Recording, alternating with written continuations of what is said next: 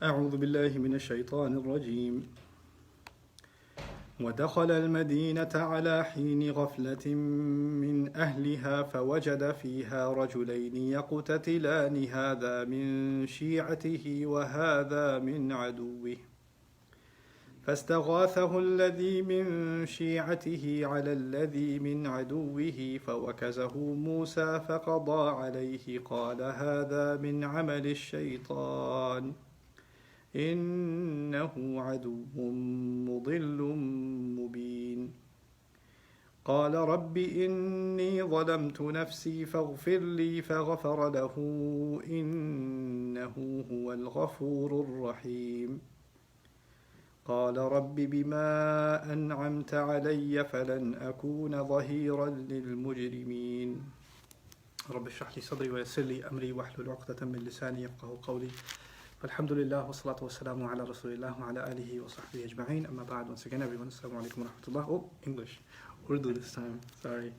انشاءاللہ تعالیٰ آج میری کوشش ہوگی کہ میں سورۃ القصص میں سے موسیٰ علیہ السلام کی دعاؤں میں سے پہلی دعا کا ذکر کروں جس کا قرآن میں ذکر ہے. وہ ان کی زندگی کے اس مرحلے سے متعلق ہے جب وہ ابھی نبی نہیں بنے تھے, اور اس بات کا خیال رکھنا بہت ضروری ہے کہ وہ جب طور پر گئے ہیں شادی ہونے کے بعد گھرانے کے ساتھ, کئی سال بعد صحرا میں جب انہیں اوپر آگ نظر آئی ہے, انی انستو نارا, زبان سے معلوم ہوتا ہے کہ انہیں آگ نظر آئی, گھرانے والوں کو نظر نہیں آئی, اور اس آگ پہ جانے کے بعد اللہ تعالیٰ سے ان کی بات شروع ہوئی, تب نبوت ملی ہے, تب رسالت ملی ہے.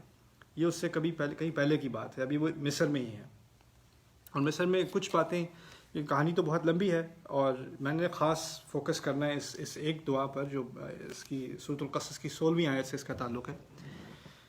اس میں واقعہ یہ ہے کہ جب وہ فرعون کے گھرانے میں پلے بڑھے تو ان کو ایک رائل کی طرح, ایک شہزادے کی طرح ان کو ٹریٹمنٹ ملی. یعنی وہ خادم کے طور پر نہیں, شہزادے کے طور پر ان کے ساتھ برتاؤ کیا گیا. اور ان کو بڑھتے ہوئے بھی احساس ہوا کہ ان کی کھال کی رنگت, ان کی جلد, ان کی جنسیت فرعون کی نہیں ہے, اور ان کی جو زبان ہے ان کی ماں کی زبان ہے, جو ماں نے ان کو وہاں پر ان کو بڑھانے کا موقع بھی ملا, ان کی کیئر کا موقع بھی ملا انہیں. ان سے ان کو احساس ہوا کہ وہ بنی اسرائیل میں سے ہیں, وہ خود بنی اسرائیل میں سے ہیں. اب بنی اسرائیل باقی جو تمام ہیں ان میں سے کسی کو رائل ٹریٹمنٹ نہیں ملتی, وہ باقی غلام ہیں. ان کی روز پٹائی ہوتی ہے, ان کے ساتھ ظلم ڈھائے جاتے ہیں, ان سے کام لیا جاتا ہے دن دہاڑے, اور ان کا دل کھولتا ہے کہ میں ان کی مدد کیوں نہیں کر سکتا. تو وہ کرتے کیا تھے, وہ دخل المدینہ علی حین غفلۃ من اہلہا, وہ دن کے دوران دن میں جب دھوپ بہت تیز ہو جاتی نا, تو ان سے غلامی کرانے والے مصری بھی ان سے کام نکالنے کے بجائے وہ خود آرام کرتے تھے. جب وہ آرام کرتے تھے تو غلاموں کو بھی آرام کرنے کا موقع, دوپہر کے دوران سارے سو جاتے تھے, اسے قیلولہ کہتے ہیں عربی میں. تو اس قیلولے کے دوران وہ چاہتے تھے کہ میں جاؤں چپکے سے اور جن کی مدد کر سکتا ہوں کر دوں, کسی کو پتہ نہیں چلے گا. ورنہ اگر سب کے سامنے کرتے تو وہ بڑا مسئلہ بن جاتا کہ ان کی لائلٹی کس طرف ہے, کیونکہ وہ تو ان کا تعلق بھی رائل پیلس سے ہے, تو وہ اس طرح کھل کر تو نہیں کر سکتے. تو خیر, اب انہوں نے جب یہ کام شروع کیا اپنا اور اس طرح لوگوں کی مدد کرنی شروع کی, تو اس کے بعد ایک دن وہ جب آئے, ساری سڑکیں خالی ہیں. دخل المدینہ علی حین غفلۃ من اہلہا, وہ شہر کے اس وقت شہر میں داخل ہوئے جب سب سو رہے ہوتے ہیں. حین غفلہ, غفلت میں ہوتے ہیں لوگ. فوجد فیہا رجلین یقتتلان, تو انہیں شہر میں 2 لوگ ملے جو آپس میں ایک دوسرے کو قتل کرنے کی کوشش کر رہے ہیں, دونوں کی لڑائی ہو رہی ہے. ھذا من شیعتہ وھذا من عدوہ, جب وہ قریب جاتے ہیں تو دیکھتے ہیں کہ ایک کا تعلق ان کی اپنی جماعت میں سے ہے, اپنے گروہ میں سے, یعنی بنو اسرائیل میں سے, ان کا اپنا مسلمان بھائی ہے, اس طرح سمجھ لیں, اپنا مسلمان بھائی. وھذا من عدوہ, یہ ان کے دشمن میں سے ہے. دشمن کا معنی کیا, فرعون کی قوم میں سے ہے. تو جب انہوں نے یہ دیکھا تو قال فوراً فاستغاثہ الذی من شیعتہ علی الذی من عدوہ, جس کی پٹائی ہو رہی تھی وہ ان کا بھائی تھا, مسلمان بھائی, اس نے ان سے مدد مانگی. فاستغاثہ, استغاثہ کہتے ہیں, آپ نے صلاۃ الاستغاثہ کا نام پڑھا ہوگا جب بارش آتی ہے اوپر سے. موسیٰ علیہ السلام کی قد قامت ایسی تھی کہ انہوں نے اوپر سے مدد مانگی کہ میری اوپر سے مدد کیجیے, آپ طاقتور آدمی ہیں, میری مدد کیجیے ابھی میرے دشمن کے خلاف. علی الذی من عدوہ فوکزہ موسیٰ, موسیٰ علیہ السلام کو جوش چڑھ گیا کہ میرے مسلمان بھائی کو میری مدد کی ضرورت ہے, تو وہ جوش میں آ گیا, انہوں نے دوسرے کو مکہ مارا. فوکزہ موسیٰ فقضی علیہ, اسی وقت اس کا معاملہ ختم ہو گیا, وہ مر گیا, ایک ہی مکے سے اس کی موت طاری ہو گئی. اب جب وہ مرا تو آگے جو ہوا اس میں یہ دعا آنے والی ہے. ابھی سڑک پہ اور کوئی نہیں ہے، سڑکیں خالی ہیں، صرف 3 لوگ تھے، ان میں سے ایک اب مر چکا ہے، ایک جو ہے جو مدد مانگ رہا تھا ان کا مسلمان بھائی، دوسرا کافر جو اس کی پٹائی کر رہا تھا، اس کے ساتھ ظلم کر رہا تھا، اور اب اس کو مکہ مار کے انہوں نے ختم کر دیا۔ ان کے پہلے الفاظ اس عمل کے بعد جو نکلے ہیں ان کے منہ سے وہ یہ ہیں، ھذا من عمل الشیطان، یہ شیطان کے عمل میں سے ہے، یعنی جو میں نے کیا یہ شیطان چاہتا تھا، ھذا من عمل الشیطان۔ یہ کیسے ہو سکتا ہے؟ ہم نے تو سنا ہے، حدیث میں بھی آتا ہے، من رأى منکم منکرا فلیغیرہ بیدہ فمن لم یستطع فبلسانہ فمن لم یستطع فبقلبہ وذلک اضعف الایمان۔ جس سے اگر کوئی خراب چیز کو برا کام ہوتے دیکھے تو اپنے ہاتھ سے روکے، نہیں روک سکتا تو زبان سے کم از کم اس کے خلاف کہے، زبان نہیں کر سکتا کم از کم دل میں تو اس کے کراہت ہو کہ یہ ایسا نہیں ہونا چاہیے، دل میں نفرت ہونی چاہیے اس کو، اور وہ ایمان کا سب سے کمزور ترین درجہ ہے۔ جو انہوں نے ہاتھ سے روکنے کی کوشش کی تو اچھا کام کیا نا، اس میں کیا برائی ہوئی؟ اس کو ھذا من عمل الشیطان کیوں کہا گیا؟ انہوں نے اس کو ھذا من عمل الشیطان اس لیے کہا کہ کبھی آپ دیکھیے، یہ ان کی غلامی، بنو اسرائیل کی غلامی سالوں سے چل رہی ہے، ان کی پیدائش سے بہت پہلے سے یہ معاملہ چل رہا ہے، کئی نسلیں ہو چکی ہیں غلامی میں، اور اس طرح کی زیادتیاں فوجیوں کے ہاتھ غلاموں کے ساتھ زیادتیاں روزانہ ہوتی ہیں، ہزاروں دفعہ ہوتی ہیں، اور انہی میں سے ایک کیس یہ بھی ہے کہ اب اس غلام کے ساتھ زیادتی ہو رہی ہے، اس بیچارے بنی اسرائیل میرے بھائی کے ساتھ زیادتی ہو رہی ہے، اور یہ کافر قوم اس پر مسلط ہو کر اس پر اس طرح اس کی پٹائی کر رہا ہے۔ لیکن ایک بات سمجھنے کی ہے کہ اگر آپ نے ایک ہی چیز بار بار دیکھی ہو نا، 100 دفعہ بھی، 200 دفعہ بھی، 1000 دفعہ بھی، ہر کیس الگ ہوتا ہے۔ آپ یہ نہیں کہہ سکتے یہ ہمیشہ یہی کرتے ہیں، ابھی بھی یہی کر رہے ہوں گے، اب مجھے دیکھتے ساتھ ہی پتہ چل گیا کون ظالم ہے کون مظلوم ہے۔ ایسا نہیں ہوتا، آپ کو پوری تحقیق کرنی پڑتی ہے کہ کون جھگڑا کس بات پر ہے، کون غلط ہے کون صحیح ہے۔ کوئی عمل لینے سے پہلے، کسی کو سزا دینے سے پہلے، کسی کو روکنے سے پہلے تو آپ یہ تو سمجھیں بات کیا ہو رہی ہے، مسئلہ کیا ہو رہا ہے۔ اگر آپ اپنی طرف سے گمان کریں کہ پچھلے تجربے کے اعتبار سے یہ بھی وہی ہو رہا ہوگا جو پہلے ہوتا رہا ہے، تو یہ آپ کی طرف سے زیادتی ہے۔ جی it keeps freezing. Yeah, it tells me it keeps freezing, but it's better now, I think. It's better now. Interrupting broadcasting problem. Okay, hold on. And now say like no, it is fine. Okay, it's fine.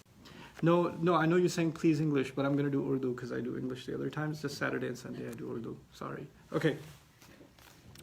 اچھا میں کیا کہہ رہا تھا؟ ھذا من عمل الشیطان، یہ شیطان کے عمل میں سے ہے۔ تو کیوں ہے؟ رسول صلی اللہ علیہ وسلم فرماتے ہیں العاجلۃ من الشیطان، جلد بازی کرنا شیطان سے ہے، جلد بازی کرنا شیطان سے ہے۔ ایک نوجوان مسلمان اپنی امت کے دوسرے مسلمانوں کے ساتھ زیادتی ہوتا دیکھتا ہے، اس کا دل کھولتا ہے، اس کے خون میں ابال آتا ہے، مجھے کچھ نہ کچھ تو کرنا چاہیے، میں بیٹھا رہوں کیا، ایسے بیٹھا رہوں، کچھ تو کرنا ہے، معاملہ اپنے ہاتھ میں لینا ہے۔ اور پھر جذبات میں آ کے وہ فوراً کچھ نہ کچھ کر دے گا، کوئی گاڑی جلا دے گا، یا کوئی دکانیں توڑ دے گا، کہیں آگ لگا دے گا، کوئی گاڑیاں فلپ کر دے گا نبی کی محبت میں یا کسی مسلمان کی حمایت میں۔ یہ ہے عمل الشیطان، ھذا من عمل الشیطان۔ اصل کرنے کا کام کیا ہوتا ہے؟ اصل کرنے کا کام ہوتا ہے کہ پہلے آپ سمجھیں معاملہ ہے کیا، بات کیا نکلی کہ جس کی پٹائی ہو رہی تھی وہ اصل میں وہ چور تھا، وہ مجرم تھا، اس کی برحق دھلائی ہو رہی تھی۔ اب انہوں نے جب کہا ھذا من عمل الشیطان انہ عدو مضل مبین، اس سے بات پہلی کیا نکلی کہ پہلے تو انہوں نے اس بات کا اعتراف کیا کہ شیطان کبھی برے کام کو اچھا دکھانے کی میں کامیاب ہو جاتا ہے۔ میں تو اچھا کام کر رہا ہوں، اپنے مسلمان بھائی کی مدد کر رہا ہوں، میں نے کیا غلط کام کیا ہے؟ لیکن ان کو اپنے آپ کو جسٹیفائی کرنے کے بجائے فوراً اس بات کا احساس ہوا ایسے کام شیطان ہی کرواتا ہے۔ جلد بازی اور جلد بازی میں عمل کرنا اور کسی کے خلاف کارروائی کرنا یہ شیطان ہی سے ہوتی ہے۔ انہ عدو مضل مبین، یعنی پوری تحقیق کیے بغیر، پوری بات سمجھے بغیر آپ نے کوئی عمل نہیں لینا، ہاتھ نہیں چلانا، زبان نہیں کھولنی جب تک آپ کو پورا معاملہ نہ پتا ہو۔ اس کے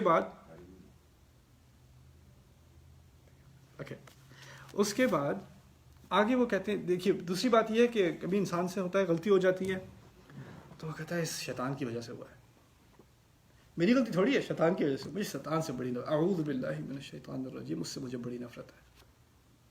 معلوم ایسے ہوتا ہے کہ آپ نے خود ذمہ داری لینے کے بجائے شیطان پہ ڈال دی بات، اسی لیے فوراً اگلی بات انہوں نے کیا کیا، قال ربی انی ظلمت نفسی، میرے رب اس میں کوئی شک نہیں میں نے خود اپنے آپ پر اپنے نفس پر ظلم کیا ہے، یہ زیادتی میری اپنی ہے، میں خود اس کی پوری ذمہ داری لیتا ہوں. یعنی شیطان کے وجود کا بھی اعتراف ہے، شیطان کے وسوسے کا بھی اعتراف ہے، یا شیطان کی طرح کے عمل یعنی جلد بازی کرنا اس کا بھی اعتراف ہے، لیکن خود ذمہ داری بھی لینی ہے. انی ظلمت نفسی. اب میں بار بار آپ کو یاد دلاتا رہا ہوں کہ وہ ابھی نبوت کا ان کو مرتبہ نہیں ملا تھا، رسالت کا مرتبہ ابھی نہیں ملا تھا. سمجھنے کی کوشش کیجیے، اگر انسان غلطی کرتا ہے، اور یہ کوئی چھوٹی غلطی تو ہے نہیں، انسان کی جان لی ہے، فَكَأَنَّمَا قَتَلَ النَّاسَ جَمِيعًا، قرآن کہتا ہے جیسے آپ نے پوری انسانیت کی جان لے لی ہو، سب کو قتل کر دیا ہو. اتنی بڑی غلطی کے بعد اگر انسان کہے میرے رب مجھے معاف کر دے، میں نے اپنے ساتھ غلطی کی، اپنے ساتھ زیادتی کی، اپنے نفس پر میں نے ظلم اٹھایا، مجھے معاف کر دے، فغفر لی. پھر آپ کو کیسے پتا کہ اللہ تعالیٰ نے معاف کر دیا کہ نہیں؟ یہ بہت مشکل سوال ہے، ہر انسان کے دل میں آتا ہے میں نے غلطی تو کی تھی، میں نے معافی بھی مانگی تھی، لیکن مجھے اس بات کا کیسے پتہ چلے کہ اللہ تعالیٰ نے معاف کیا کہ نہیں کیا؟ اللہ تعالیٰ فرماتے ہیں فغفر لہ. اس فا کو عربی میں کہتے ہیں الفاء السببیہ. انہوں نے معافی مانگی، میرے رب مجھے معاف کر دے، اس وجہ سے ان کو اللہ تعالیٰ نے معاف کر دیا. فغفر لہ، اس وجہ سے. یعنی اگر انسان دل سے مغفرت مانگتا ہے تو اس کے دل میں کوئی گنجائش نہیں ہونی چاہیے شک کی کہ میرا گناہ معاف ہو گیا. بار بار یہ پوچھنا پتہ نہیں معاف ہوا کہ نہیں. استغفار تو میں نے رو رو کے مانگی تھی، دعا تو مانگی تھی، توبہ تو کی تھی، دوبارہ وہ گناہ تو نہیں دہرایا تھا، لیکن پتہ نہیں اللہ تعالیٰ نے معاف کیا ہوگا کہ نہیں. گناہ تو ویسے بہت بڑا ہے، اس سے بڑا کہاں ہوگا؟ قتل سے بڑا گناہ کہاں ہوگا؟ اور وہ غلطی سے ہوا، پھر بھی ہوا تو ہوا.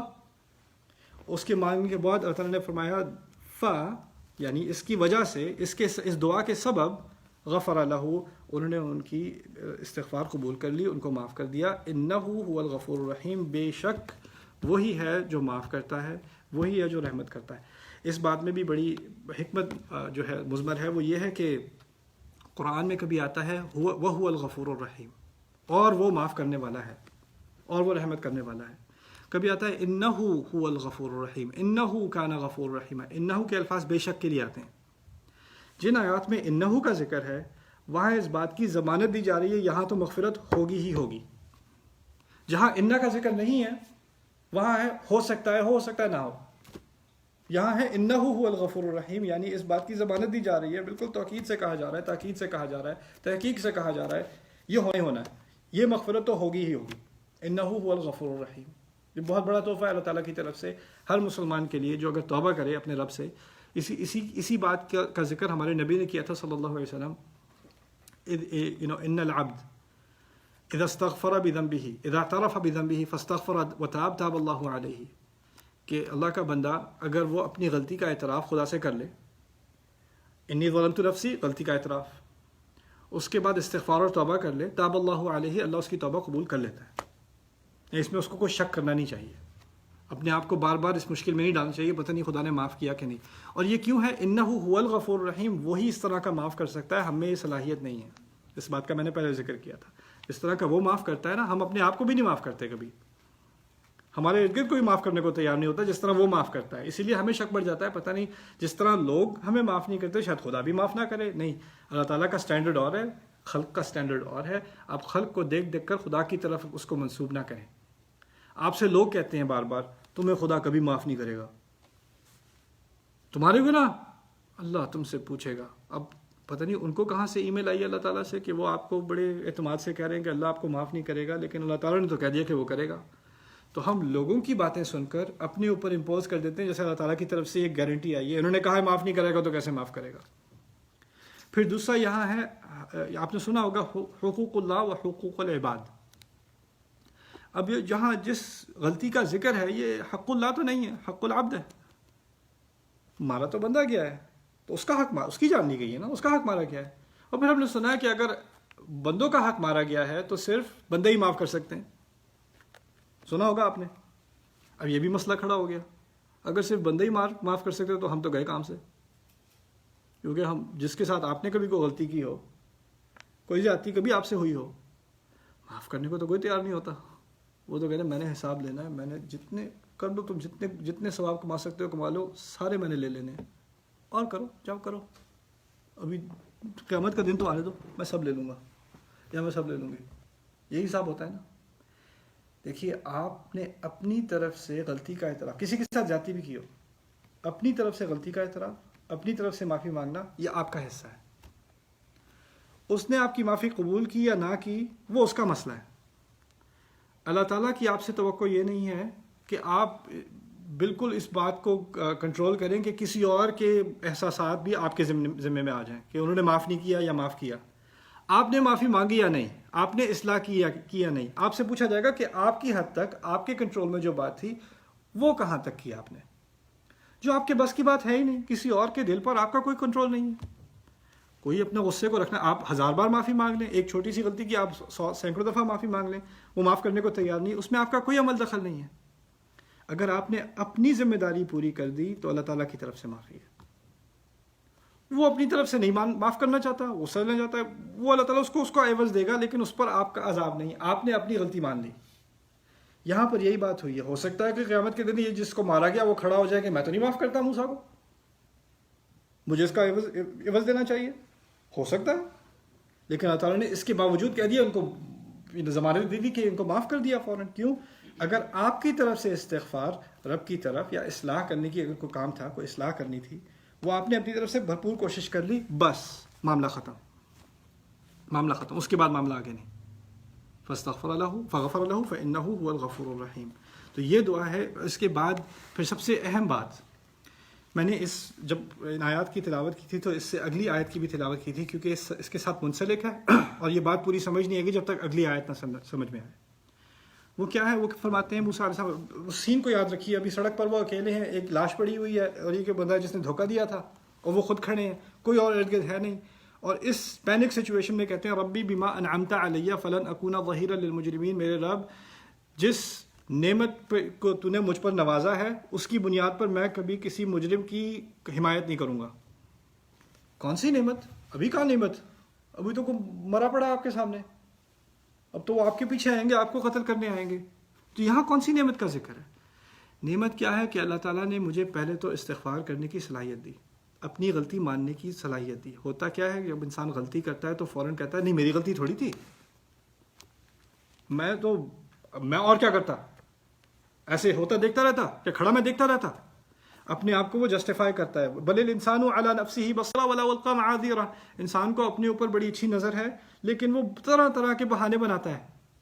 اپنی حرکت کرنے کے بعد اس حرکت کی اسباب دیتا ہے کہ میں نے اس لیے کیا تھا، اس میں غلطی کیا ہے؟ اچھا غلطی تھوڑی سی بھی ہے لیکن زیادہ تر تو ٹھیک ہے، نیت تو میری اچھی تھی. انہوں نے تو فوراً کہہ دیا ھذا من عمل الشیطان. یہ بھی اللہ تعالیٰ کی طرف سے بڑا انعام ہے کسی پر کہ اگر وہ غلطی کرتا ہے تو اپنے دفاع میں کہانی بنانے کے بجائے فوراً یہ کہہ دے جو غلطی تھی وہ تھی، یہ غلطی ہے. اور باقی صفائی تو میں بھی دیتا ہوں. انہوں نے جو دیکھا تو اگر کوئی اور دیکھتا تو وہ بھی یہی کرتا، عین ممکن ہے کوئی اور بھی یہی کرتا اور وہ سمجھتا کہ میں صحیح کر رہا ہوں. لیکن انہوں نے صفائی کے تمام الفاظ چھوڑ کر جہاں تک میری اگر 1% بھی غلطی ہے، غلطی پہ زور دو، صفائی پہ نہ دو. خاص کر خدا کے سامنے. انسان کے سامنے ٹھیک ہے آپ جسٹیفائی کرتے ہیں اپنے آپ کو، خدا کے سامنے اس کو آپ کی تمام صفائیاں معلوم ہیں، تمام بہانے معلوم ہیں. اس کو کیا چاہیے؟ آپ کا اعتراف. میں نے جو کیا وہ شیطان چاہتا تھا، مجھے نہیں کرنا چاہیے تھا، میں نے اپنے اوپر ظلم ڈھایا، میں نے غلطی کی. یہ بڑی نعمت ہے اللہ تعالیٰ کی طرف سے. دوسری نعمت کیا ہے کہ میں نے معافی مانگی. ایک تو اعتراف کیا. دیکھیں اعتراف نہیں ہوگا تو معافی نہیں مانگو گے. یہ دونوں چیزیں ایک چیز نہیں ہے، دو چیزیں ہیں، اعتراف کرنا اور معافی مانگنا. ہوتا کیا ہے کہ لوگ فوراً معافی مانگتے ہیں. معافی مانگنا یہ مصنوعی ہو جاتا ہے، اس شکل سے معافی ہوتی ہے، اصلی معافی نہیں ہوتی، کیونکہ دل سے کیا نہیں ہوا، پہلے اعتراف نہیں ہوا. اگر اعتراف نہ ہوا ہو تو انسان کہہ دیتا ہے جی مجھے معاف کر دیجیے، اور وہ کہتے ہیں نہیں کرتا، وہ کہتے ہیں اچھا نہیں کرتے تو دفعہ ہو پھر. یہ اس طرح کے الفاظ کیوں نہیں کرتے ہیں؟ کیونکہ دل سے معافی نہیں تھی، اعتراف نہیں تھا، بس یہ ایک مصنوعی قسم کا اعتراف، استغفر اللہ استغفر اللہ. یہ تھوڑی معافی ہوئی. پہلے انسان اذا اعترف بذنبہ ثم تاب ثم استغفر ربہ وتاب، پہلے اپنے جرم کا اعتراف کرے خدا سے، یہ کیا ہے میں نے، اس پر مجھے ندامت ہے کہ نہیں، شرمندگی ہے کہ نہیں، اس کے بعد پھر جا کر معافی مانگے. تو یہ پہلی نعمت اعتراف. دوسری نعمت اللہ تعالیٰ سے معافی مانگنا. یہ بھی اللہ تعالیٰ کی بڑی نعمت ہے. یہی نعمت آدم علیہ السلام کو دی گئی تھی، جنت سے اتارے گئے ہیں. ربنا ظلمنا انفسنا ربی انی ظلمت نفسی، یہ الفاظ ہیں. ہم نے اپنے ساتھ غلطی کی، اپنے اوپر ظلم ڈھایا. انہوں نے بھی یہی کہا، میں نے اپنے ساتھ غلطی کی. یہ اللہ تعالیٰ کا بہت بڑا تحفہ ہے، کیونکہ ان کو پتہ ہے جنت سے اتارے گئے تھے آدم علیہ السلام، اور اتارے جانے کے بعد سب سے بڑا تحفہ کیا تھا؟ فتلقى آدم من ربہ کلمات. یہ الفاظ انسان کو پتہ ہوں کہ میں نے غلطی کی ہے تو کیا الفاظ استعمال کرنے، یہ بھی اللہ کی طرف سے ایک تحفہ ہے. ہمیں تو پتہ بھی نہیں تھا کہیں کیا، معافی مانگے بھی تو کن الفاظ سے مانگیں؟ ربی انی ظلمت نفسی. پھر تیسرا تحفہ کیا ہے اللہ تعالیٰ کا؟ تیسرا انعام کیا ہے؟ 3 انعام ہیں یہاں پر. پہلا اعتراف، دوسرا استغفار کے الفاظ، تیسرا کہ اللہ تعالیٰ نے وہ استغفار قبول کر لی. فغفر لہ. لیکن یہاں سوال پیدا ہوتا ہے، نبی تو وہ تھے ہی نہیں. میں بار بار کہتا ہوں، اگر نبی نہیں تھے، دیکھیں عام مسلمان خدا سے بات کرتا ہے، خدا ان سے بات نہیں کرتا. نبی کیا ہوتا ہے؟ نبی خدا سے بات کرتا ہے اور خدا ان سے بھی بات کرتا ہے، مکالمہ ہوتا ہے دونوں کا آپس میں. ابھی نبی نہیں ہے، خدا سے تو وہ بات کر رہے ہیں لیکن خدا ان سے بات نہیں کر رہا. وہ تو پہاڑ پہ جا کر ہوگا، وہ تو طور پہ جا کے ہوگا. خدا ان سے بات کیے بغیر اس نوجوان کو اس بات کا علم ہے کہ میرے رب نے مجھے معاف کر دیا. یہ وحی کے ذریعے نہیں ہے، وحی کے ذریعے نہیں ہے، یہ ایمان کا حصہ ہے. یہ ہر مسلمان کو پتہ ہونا چاہیے کہ اگر میں نے واقعی اپنے جرم کا اعتراف کیا اور اس کی معافی مانگی تو تیسرا انعام اللہ تعالیٰ کی طرف سے جو آتا ہے وہ یہ ہے کہ یہ معافی قبول ہو گئی. فغفر لہ انہ هو الغفور الرحیم. اور الغفور الرحیم کے الفاظ بھی سمجھ لیجئے. اگر معافی مانگنے کا ذکر ہے تو صرف غفور کا ذکر ہونا چاہیے. انہ هو الغفور، وہ معافی قبول کرنے والا ہے. مغفرت مانگی، مغفرت قبول کی. رحیم کا ذکر کہاں سے آ گیا؟ رحمت تو انہوں نے مانگی نہیں تھی، مغفرت مانگی تھی نا. مغفرت جو ہے وہ دو مختلف چیزیں ہیں.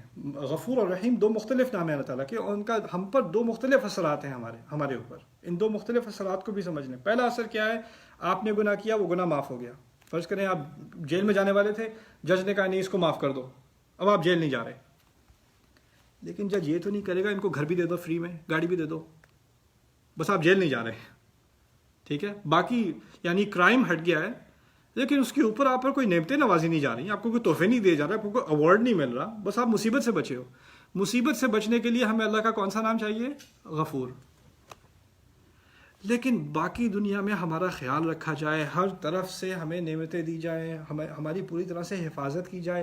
رحیم کا لفظ رحم سے آتا ہے. رحم ہوتا ہے جو ماں کے پیٹ کو رحم کہتے ہیں. جب بچہ رحم میں ہوتا ہے نا تو اس کا ہر طرف سے خیال رکھا جاتا ہے. اس کی غذا، اس کی حفاظت، اس کی صحت، اس کی صفائی، تمام چیزوں کا اہتمام کیا جاتا ہے. اس کی پوری دنیا کور ہے.